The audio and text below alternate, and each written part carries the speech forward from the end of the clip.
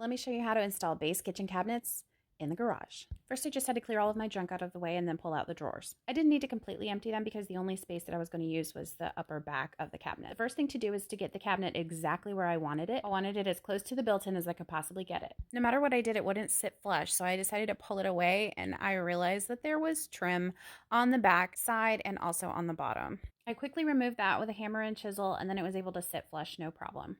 The next step is to check for level. I used a long board and a small level because I don't have a big level. You want to make sure you check it both side to side on the front and the back, and then front to back on both sides. You also want to go diagonally both ways as well. If things do happen to be unlevel, like mine was in the back corner here, you then would just get a shim and put it underneath your cabinet in that spot.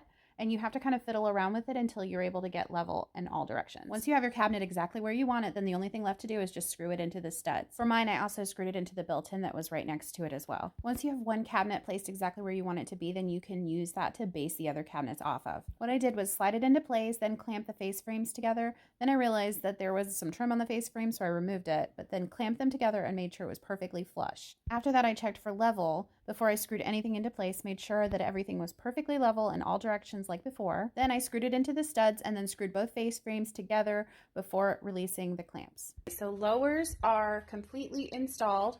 Everything's level.